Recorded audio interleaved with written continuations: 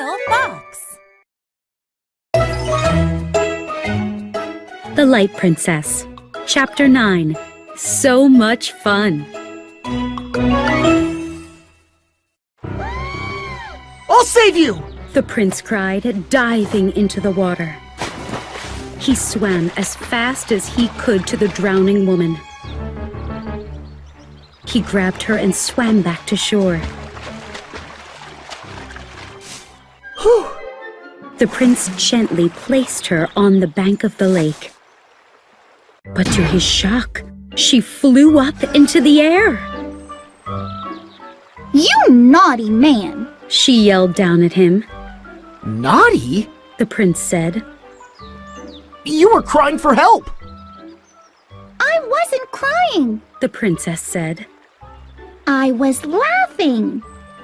Ellen managed to grab some pine cones from a fir tree. Wait till Papa hears about this. Because of you, I almost floated away. She dropped down to the ground and stomped over to the prince. Please don't tell him. The prince said. You seem fine. Why did you pull me out of the water? Ellen asked. I thought you were drowning. The prince said. She frowned at him. I might lack gravity, but it seems you lack something too. Brains. It's her! The prince thought. People told stories about a light princess with no gravity. This must be the woman. The princess stamped her foot. I want to go back in the water. You must put me there at once. The prince stared into her blue eyes. She's beautiful, He thought. Did you hear me? The princess asked. I need you to put me back in the water. At last, the prince understood. Without gravity, the princess could not put herself back in the water. He took her hand. They walked to another part of the lake.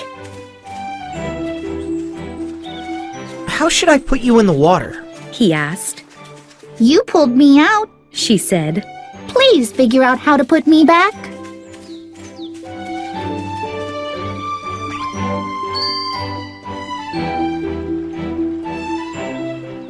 Very well.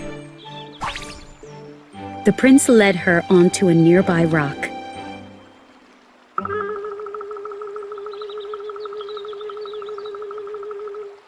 Then he held her tightly and leaped.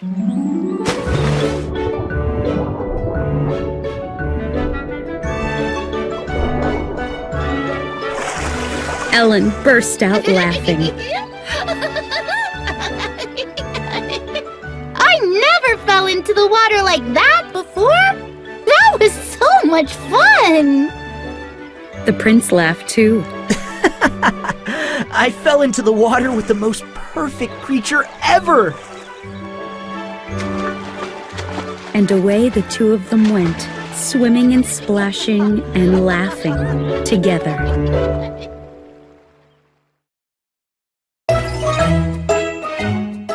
The Light Princess. Chapter 10. A Mermaid and Merman. Ellen and the prince swam for hours. They dived and floated.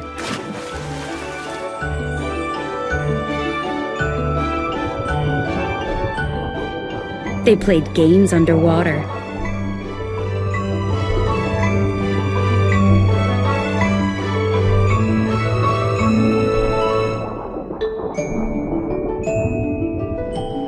Then the moon began to rise and they heard voices.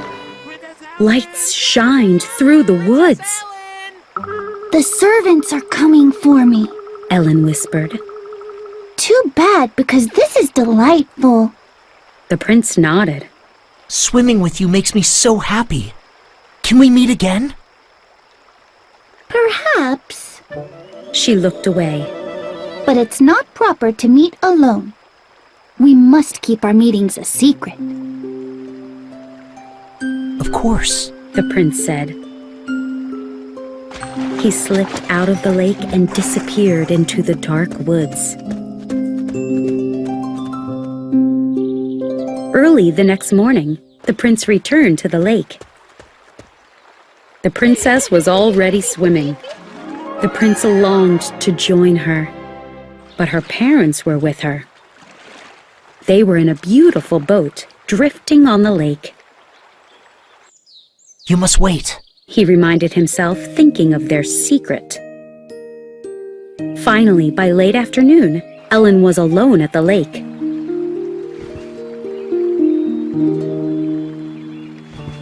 The prince found a tall rock and climbed up.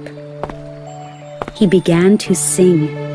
My fair lady, with white skin and golden hair, Ellen swam over, floating below him. open your eyes, banish the night with your eyes.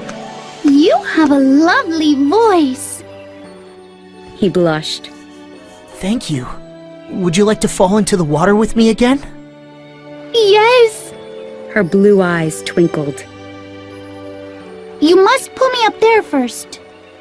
The prince took off his scarf and belt and tied them together. Then he let them down like a rope. She grabbed on, and he pulled her up to the rock. They held hands and leaped into the water together. Ellen laughed with delight. What fun! Day after day, the pair met. They swam in the lake and talked about everything. The prince was falling in love. Ellen was beautiful, and she made him so happy. He tried to share his feelings with her, but she just laughed at him. I'm serious, Ellen. He said. She laughed louder and swam away. The prince sighed and swam after her.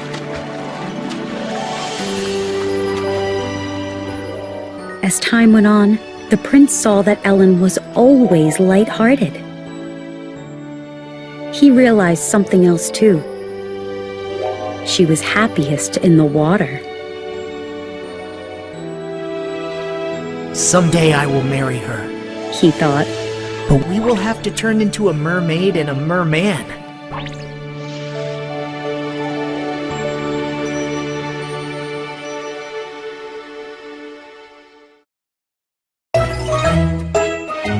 The Light Princess. Chapter 11. Drain the Lake Dry.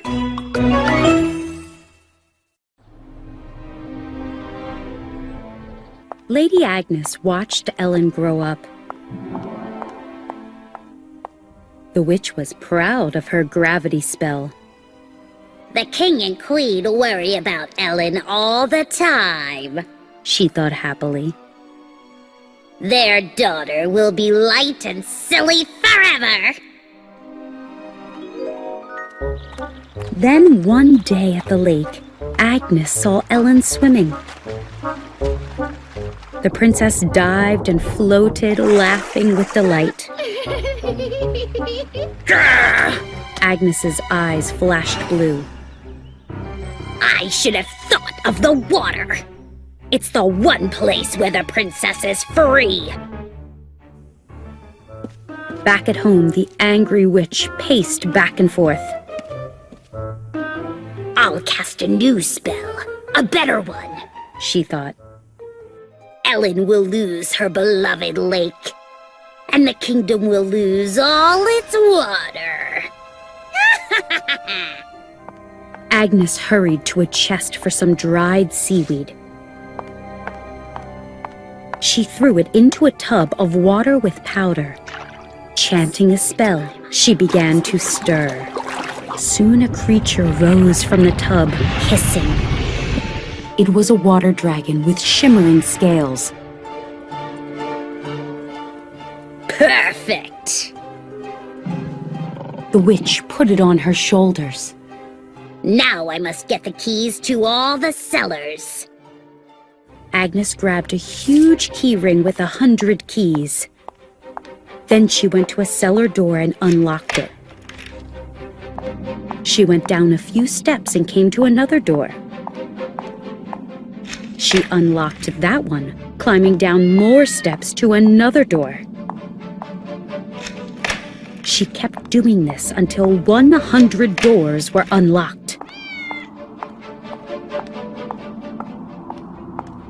At the bottom of all the steps was a huge cave.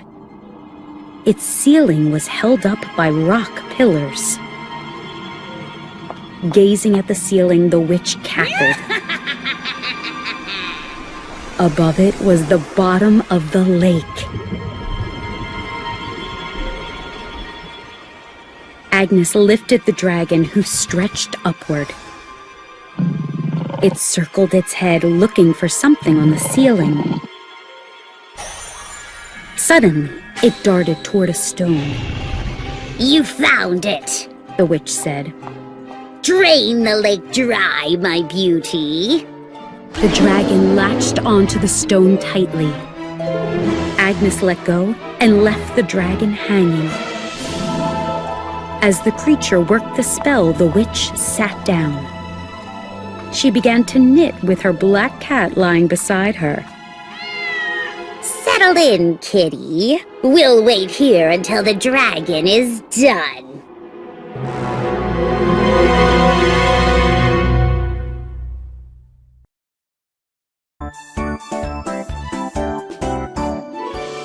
Little Fox.